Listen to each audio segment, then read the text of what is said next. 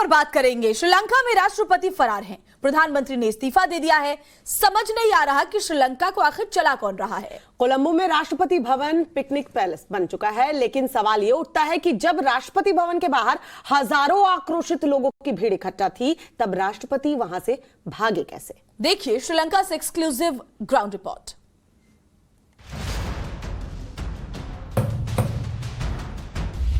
राष्ट्रपति भवन में जनता, कहां भागे राष्ट्रपति? ये अलमारी नहीं बल्कि एक खुफिया रास्ता है जो आगे की ओर जाता है। राष्ट्रपति भवन की गुप्त सुरंग से भागे गोटाबाया। इस लॉकर, इस तहखाने के अंदर क्या है, किसी को भी अब तक नहीं पता। राष्ट्रपति भवन के गुप्त तहखाने में क्या छिपा है? ये वो खुफिया रास्ता है जो श्रीलंका के राष्ट्रपति के घर के ठीक पीछे से ये निकलता है। राष्ट्रपति भवन में गोटाबाया के कितने राज?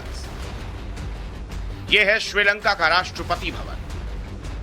2 दिन पहले तक यहां से देश की सत्ता चलती थी, लेकिन अब राष्ट्रपति खुद इसे छोड़कर चले गए हैं, भाग गए हैं। लेकिन सवाल यह उठता है कि हजारों लोगों की आंख में धूल झोंककर राष्ट्रपति फरार कैसे हुए?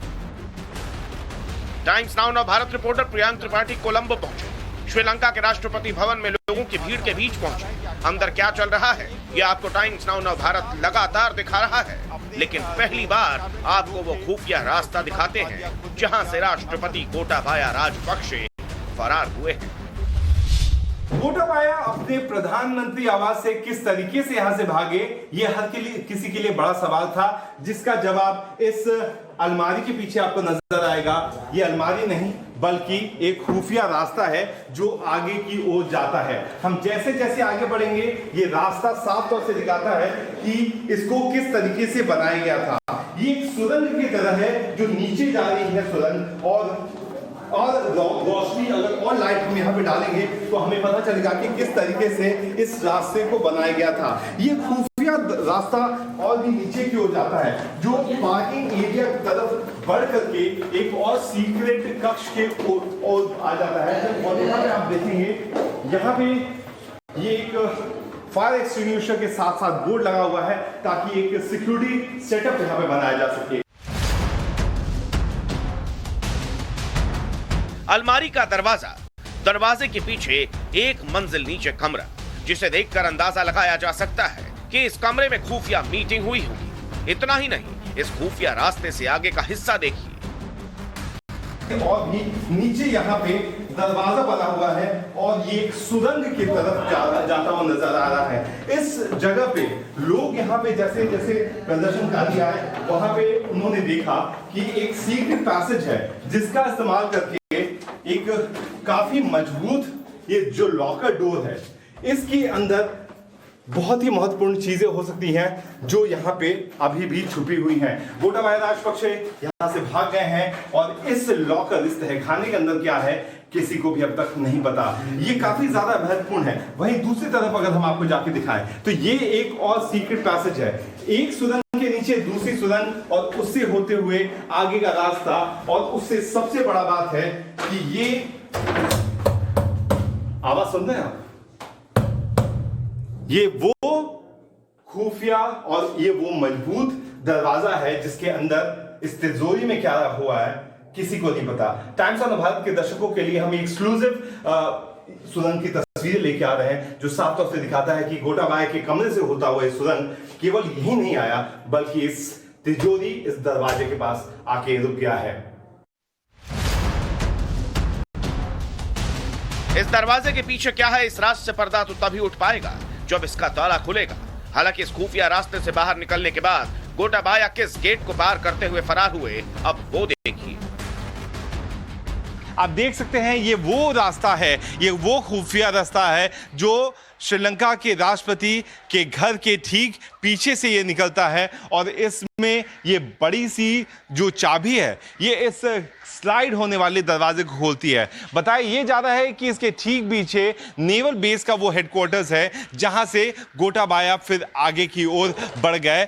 नेवल बेस का जो दायरा है वो काफ़ी ज़्यादा दूर तक है, इसीलिए आपने तस्वीरों में देखा था कि किस तरीके से गोटाबाया राजपक्षा जब अपने पूरे परिवार के सदस्यों में से उनकी पत्नी और बेसिल राजपक्षा के साथ यहाँ से निकल रहे थे तो यहाँ पे कोई भी और ज़्यादा नहीं था। ये देखिए वो टावर है जो यहाँ के जो नेवल बेस है उसका टावर है। इसी नेवल बेस के टावर से होते हुए गोटाबाया राजपक्षा सीधे पहुँचे नेवी के उन 2 शिप्स के साथ जो यहाँ से रवाना होने में कामयाब हो गया। गोटाबाया राजपक्ष कहां है किसी को नहीं पता। उन्होंने राष्ट्रपति पद से इस्तीफा देने का ऐलान भी कर दिया है, लेकिन बड़ा सवाल यह है कि श्रीलंका में आगे क्या होने वाला है, क्योंकि इस सवाल का जवाब कम ही लोगों के पास है। Priyank Tripathi, Colombo, times now, Navbharat.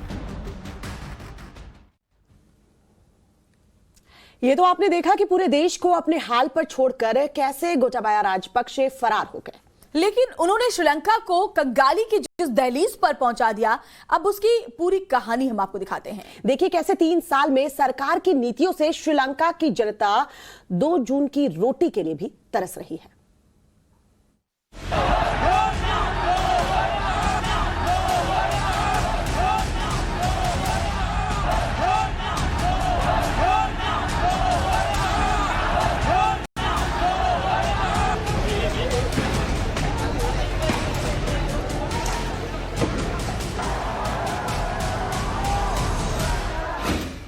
जिस देश की जनता को 2 वक्त की रोटी के लिए सड़क पर उतरना पड़ गया, उस देश की दुर्दशा कैसी है ये शब्दों में बयान नहीं किया जा सकता है। जिस देश की जनता को बगावत पर उतरना पड़ा, वहां की जनता किस हद तक त्रस्त है इसका अंदाजा तक नहीं लगाया जा सकता।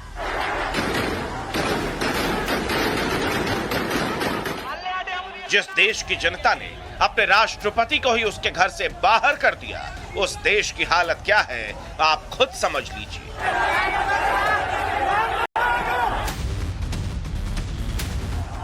ये भीड़, ये उन्माद सच्चाई है एक मुल्क की जो कभी समृद्ध हुआ करता था, जिसके विकास का ग्राफ ऊपर की ओर भागता था, लेकिन बीते 3 सालों में श्रीलंका कंगाल हो गया है।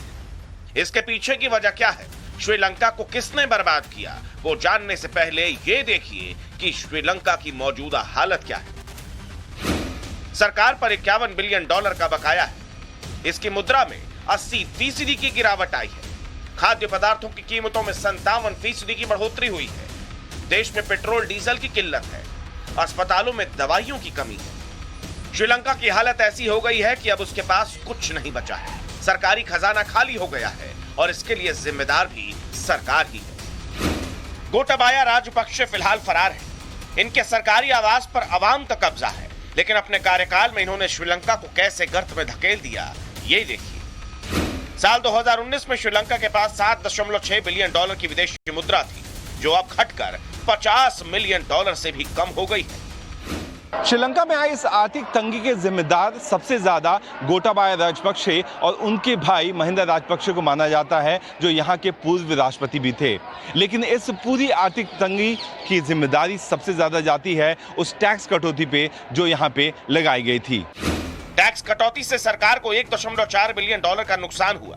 2021 की शुरुआत में श्रीलंका में विदेशी मुद्रा की भारी कमी हुई। विदेशी मुद्रा की कमी को बैलेंस करने के लिए सरकार ने विदेशी फर्टिलाइजर के निर्यात पर रोक लगा दी। विदेशी फर्टिलाइजर के निर्यात पर रोक लगा तो बड़े स्तर पर फसलें बर्बाद हुई और चाय और रबर की खेती को बहुत बड़ा नुकसान हुआ।